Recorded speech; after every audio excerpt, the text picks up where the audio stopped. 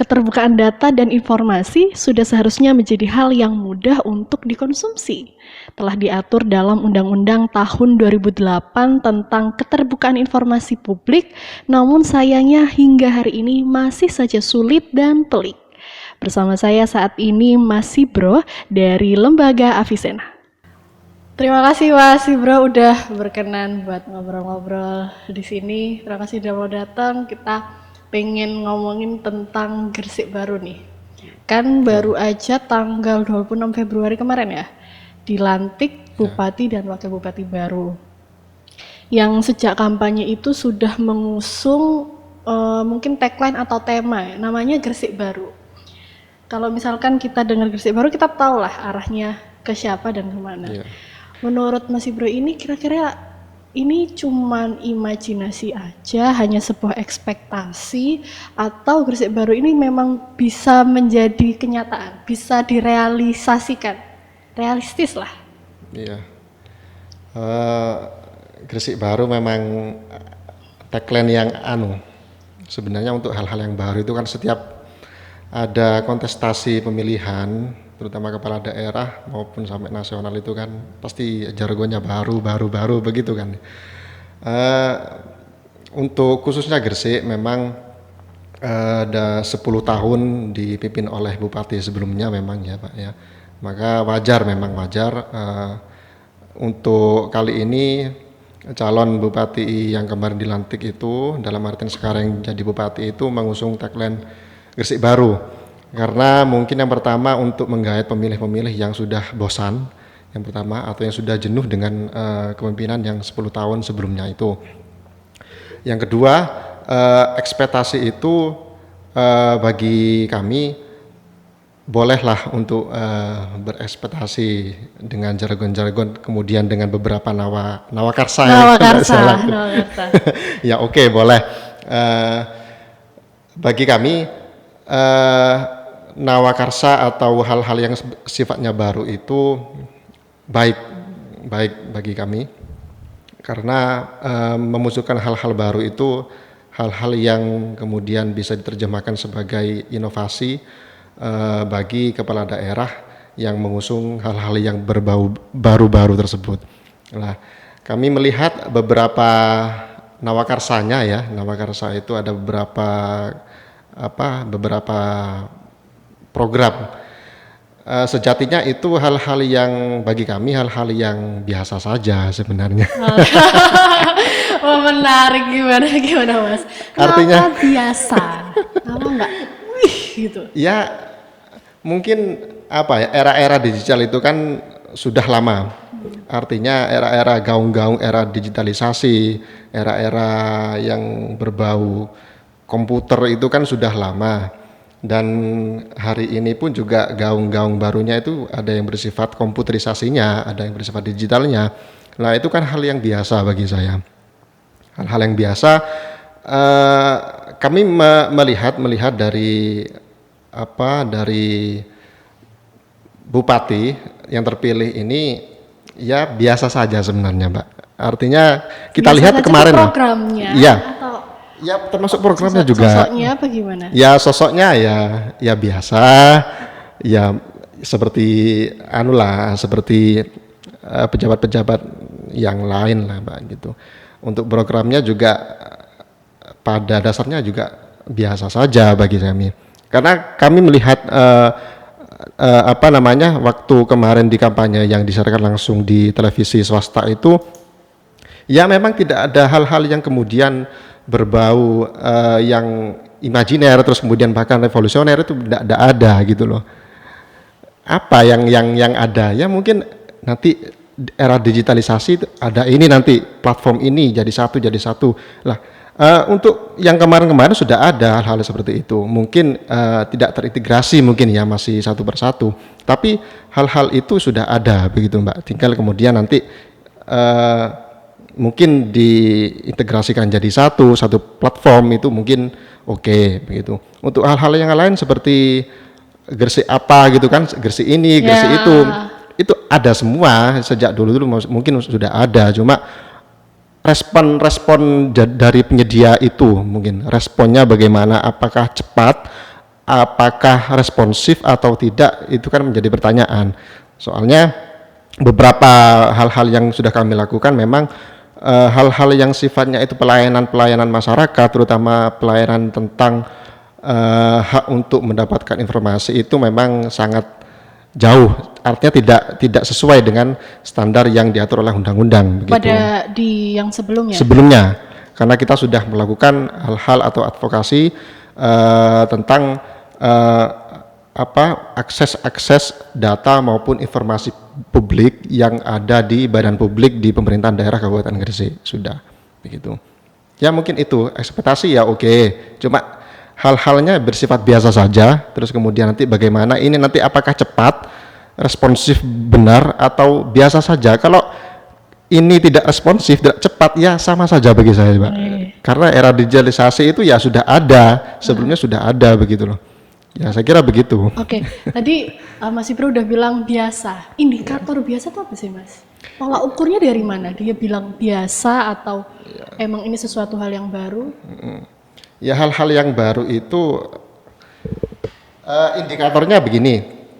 Jadi kita ambil satu contoh dari apa ya, Nawakarsa, apa yang mungkin Anda sebutkan satu saja. Iya. Aku ya Gresik Media sih yang paling Gresik Media itu yang apa? Bagian dari aku lupa, bagian dari yang 9-nya lah, yang One Portal. Iya.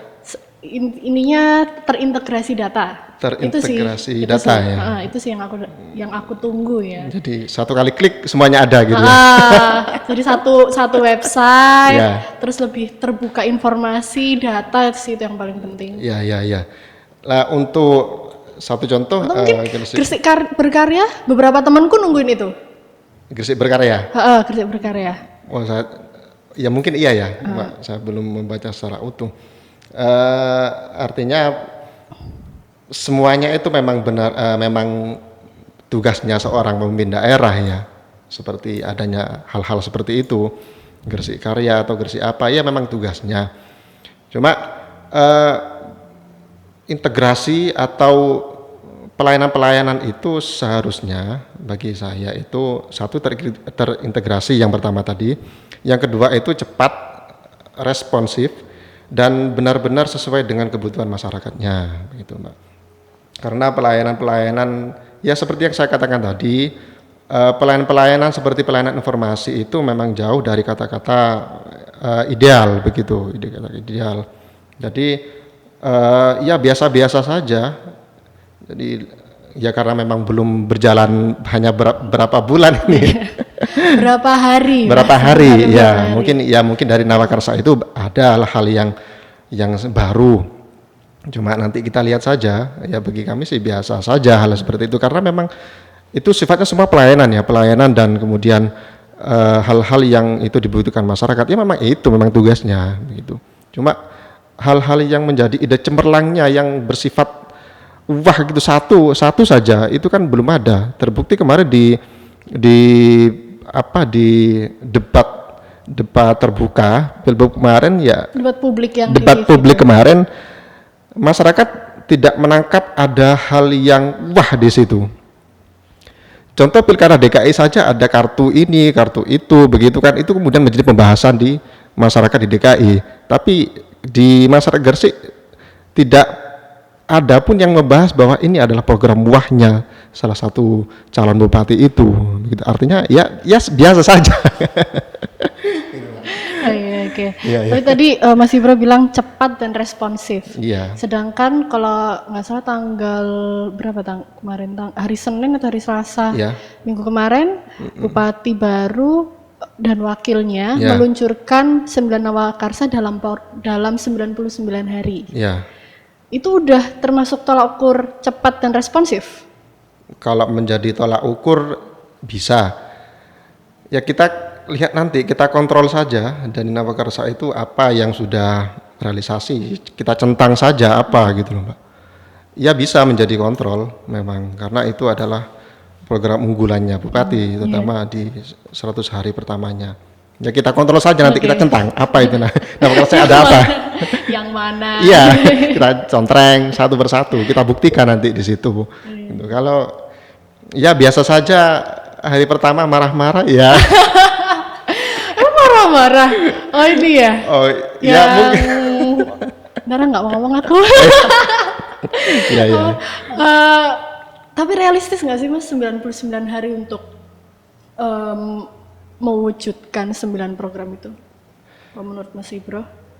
Atau bisa aja di 99 hari ini memang harusnya cepat, atau ini kayaknya waktunya nggak ideal nih?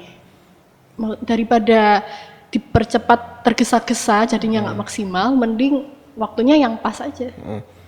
Saya kira realistis, Pak. Realistis. Saya yakin pemimpin hari ini sudah punya tim ya, tim atau think tank-nya lah atau sebutannya apa untuk mengukur itu dengan 99 hari untuk menyelesaikan yang sesuai dengan Dinawakarsa itu.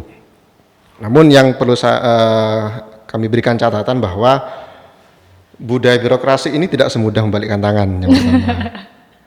Apalagi 10 tahun rezim sebelumnya itu sudah apa ya kita lihat 10 tahun itu kan waktu yang lama.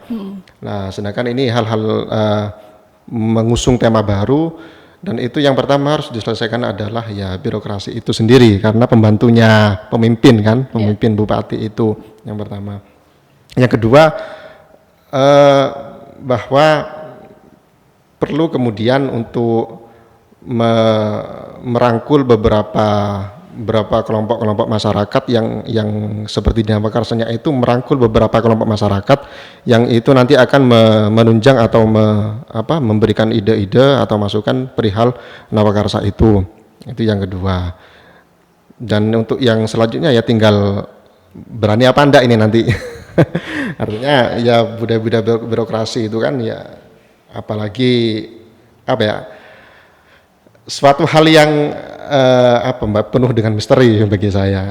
Ini ada apa kan begitu, perlu di apa nih yang misteri juga. Gimana? Apa nih yang misteri? Ya di birokrasi itu kan kita melihatnya tidak hanya orang yang berseragam jadi terus ngantor, kan tidak begitu. Jadi di dalamnya kan pasti ada banyak lah hal-hal yang kemudian ada di situ yang publik tidak diketahui gitu. Ya itu yang mungkin kita lihat bersama. Artinya realistis, bagi saya realistis. Masih realistis. Masih ya? realistis. Masih Ya. realistis. Nah, salah satu hal yang sedang diprioritaskan utama yang sifatnya urgent bagi bupati dan wakil bupati itu adalah soal banjir Kali Lamong dan ketersediaan air bersih. Menurut Mas Ibro itu enggak dua poin itu enggak yang memang urgent untuk Gresik sekarang, atau sebenarnya ada hal lain yang lebih harus diprioritaskan? Kalau memang isu-isu populis yang populer sekarang, terutama Kabupaten Gresik itu kan memang yang pertama Kali Lamong, yang kedua masalah air lah, air PDAM yang entah dengan dinamikanya. Hari pertama telepon di root Iya, kan? dengan No comment. Oke. Kalau memang bagi pemimpin hari itu memang itu yang kemudian menjadi prioritas, iya saya setuju. Karena memang yang kelihatan mata memang banjir yang pertama Mbak di Kali Lamong itu yang bertahun-tahun belum terselesaikan. Yang kedua masalah PDAM. Ya untuk oke lah itu realistis, dan untuk yang pertama untuk kemanfaatan masyarakat yang terdampak banjir itu. Yang kedua itu baik juga untuk popularitas juga. Karena kelihatan mata, yang paling kelihatan itu kan masalahnya itu, yang pertama banjir itu, yang kedua masalah air, ketersediaan air bersih di Kabupaten Gresik. Ya oke. Untuk hal lain saya kira ya banyak sebenarnya hal-hal yang kemudian yang perlu diselesaikan. Kami kemarin itu tahun kemarin kebetulan melakukan satu hal yaitu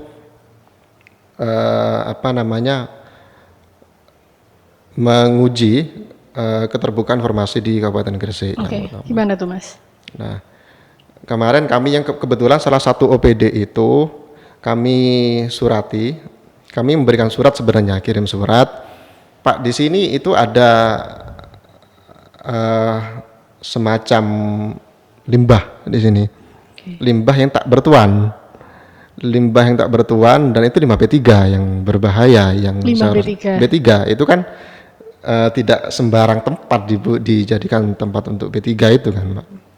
Nah, dari latar belakang itu, dari maraknya hal-hal kasus yang seperti itu terjadi, pembuangan limbah tak bertuan itu dulu banyak sekali yang terjadi di berbagai kecamatan di Kabupaten Gresik itu. Terus kemudian kita memohon kepada dinas terkait, OPD terkait, untuk siapa sih atau berapa sih perusahaan ini di Kabupaten Gresik khususnya yang kemudian penghasil limbah B3. Mengapa kita meminta itu? Karena biar tahu masyarakat itu, biar tahu bahwa kok ujuk-ujuk di desanya itu kok ada B3 gitu. Ini dari mana? Siapa pengirimnya? Ini milik siapa? Mungkin tidak semua kasus itu bisa terpecahkan ya oleh di Gresik itu, tapi itu realitas, memang terjadi banyak sekali di Kabupaten Gresik yang terjadi hal seperti itu. Itu salah satu hal yang juga penting untuk diselesaikan oleh pemimpin hari ini. Masalah lingkungan dalam artian yang seperti saya ceritakan tadi, itu kan masalah isu-isu lingkungan sebenarnya. Itu yang kemudian menjadi penting. Yang kemudian dengan banyaknya perusahaan ini kan semakin hari kan semakin menyempit ini ruang udara sehat di Kabupaten Gresik ini kan. Jadi perlu kemudian untuk memperkuat isu-isu lingkungan ini di Kabupaten Gresik. Itu, selain masalah tadi ya, masalah banjir, masalah lingkungan juga kami kiranya perlu untuk generasi-generasi ke depan ini kaitannya, karena isu-isu lingkungan itu kan kaitan dengan kesehatan kan, begitu ya. Gitu. Jadi berarti lebih ke limbah B3-nya. Ya. Untuk kalau misalkan kita ngambil sektor lingkungan. Lebih ke limbah B3. Iya, penataannya, dan kemudian hal-hal yang terjadi turunan dari itu seperti sampah-sampahnya. Terus kemudian sempat itu kan Mas, truk sampah yang kanan kirinya bolong. Iya, itu hal-hal yang kemudian harusnya itu menjadi perhatian juga, karena itu kaitannya dengan kebersihan dan kesehatan. Kita lakukan itu, namun tidak direspon begitu loh. Sempat menyurati. Kita tadi kan mengirim permohonan surat informasi publik berkaitan dengan industri yang penghasil limbah B3. Namun setelah berjalannya hari tidak direspon, tidak ditanggapi, akhirnya kemudian pada akhirnya ya kita mengajukan gugatan sengketa informasi publik di Komisi Informasi. Akhirnya itu. Jadi ceritanya begitu. Jadi ya itu salah satu potret sebenarnya, potret bahwa hal-hal yang terjadi yang sebelumnya itu perlu diperbaiki. Salah satunya itu tadi, informasi publik tadi. Ya akhirnya kita menang, cuma yang dikasih itu bukan data industri di Kabupaten Gresik semuanya, hanya beberapa kecamatan saja yang dikasih. Itu ya. Itu salah satu potret lah sebenarnya, potret yang hal-hal yang perlu diperbaiki hari ini. Gitu. Tadi juga ngomongin soal keterbukaan data, kan? Beda dari yang sebelumnya, lalu yang Bupati baru ini ada rencana bikin yang kita tadi omongin soal Gresikpedia. Iya, betul. Berarti bakalan ada suasana baru nggak kira-kira? Dengan adanya Bupati baru, dengan mengusung Gresik baru, bakalan ada suasana yang baru juga nggak di Gresik? Salah satunya terkait soal keterbukaan data. Keterbukaan data, ya. Kalau Gresikpedia itu kan di dalam penjelasannya itu mungkin integrasi dalam satu platform mungkin ya, hal berkaitan dengan budaya, pariwisata dan lain sebagainya. Kaitannya dengan Gresikpedia mungkin bisa diperluas lagi Mbak, ini isinya itu apakah hal budaya, terus kemudian pariwisata. Terus apalagi itu yang ada di penjelasannya itu, kalau memang berani menelorkan satu gagasan program Gresikpedia yang isinya itu kaitan dengan integrasi data menjadi satu. Oke, semuanya harus menjadi satu integrasi, termasuk mulai dari perencanaan, kemudian dan pembangunannya. Ya mulai RPJMD, contoh lah RPJMD, nanti Gus Yani membuat RPJMD kan di periodenya, terus kemudian pembahasannya, terus kemudian dan turunan-turunannya, perencanaan KUAPPAS, kemudian RAPBD, APBD dan turunannya. Terbukanya lebih detail ya? Lebih detail, artinya hal itu mulai sejak nol, mulai kalau dalam keuangan itu kan APBD mulai sejak nol. Itu dimasukkan semua, jadi tidak hanya sekedar di Gresik ada wisata apa saja, ya itu kan sudah ada dari dulu. Tinggal ini kan teknisnya disatukan dalam satu platform. Kalau memang berani begitu, ya semuanya termasuk data-data APBD, contoh begitu. Ya. Berarti harapannya untuk portal ini lebih rinci aja ya, lebih dalam. Lebih dalam dan lebih luas lagi, begitu. Harapannya begitu. Apa sih Mas yang bisa kita pelajari dari kepemimpinan sebelumnya, terus apa yang harus diperbaiki untuk di periode selanjutnya ini? Kira-kira kita bilang ini dulu deh, perbaikan dulu deh. Kira yang perlu kita perbaiki dari yang sebelumnya. Saya sebenarnya bukan pengamat sebenarnya. Ya kita, ya opini-opini anak muda aja lah. Kayaknya yang ini kurang oke nih. Ya itu yang saya ceritakan tadi itu juga salah satu catatan dari periode kepemimpinan sebelum ini. Contohnya tadi karena memang saya dengan teman-teman itu advokasinya di keterbukaan informasi publik, maka saya concern di situ dan saya tahu betul kondisi perihal keterbukaan informasi di Gresik sebelumnya yang saya ceritakan tadi. Untuk selanjutnya ya mau tidak mau kepemimpinan hari ini itu dalam sektor keterbukaan informasi publik dalam tanda kutip itu harus mau nggak mau harus berpedoman pada Undang-Undang 14 tahun 2008, Undang-Undang Keterbukaan Informasi Publik. Mau tidak mau harus seperti itu, Mbak. Karena semua yang berkaitan dengan pelayanan informasi publik di situ ada semua. Termasuk standar layanannya gimana, standar layanan bagi orang yang ingin mengajukan permohonan informasi bagaimana sudah ada di semua. Ya mau nggak mau harus berlindung atau menjalankan amanah dari Undang-Undang 14 2008 tentang keterbukaan informasi publik. Mau tidak mau harus begitu. Itu satu contoh ya yang kami lakukan, yang latar belakang tadi. Maka harapan kami ya kembalilah ke undang-undang, karena itu adalah jalan yang sudah disediakan oleh bagi semua warga. Undang-Undang 14 2008 tentang keterbukaan informasi publik. Ya jalankan saja amanah undang-undang itu apa saja. Kalau tidak dijalankan berarti ya sama saja seperti pemerintahan kemarin, kan begitu Mbak intinya. Itu salah satu segmen saja ya, satu segmen saja. Ya contohnya saja banyak kok OPD itu badan publik, dinas-dinas itu yang tidak tahu apa itu PPID, contoh PPID, Pejabat Pengelola Informasi dan Dokumentasi. Amanah undang-undang itu semua badan publik harus ada PPID-nya. Jadi permohonan informasi data itu harus ke sana semua. Lah banyak yang tidak tahu apa itu PPID, Mas. Loh Bu, bukannya di sini sudah ada? Tidak tahu, tidak ada ini. Ini kan hal-hal yang apa ya?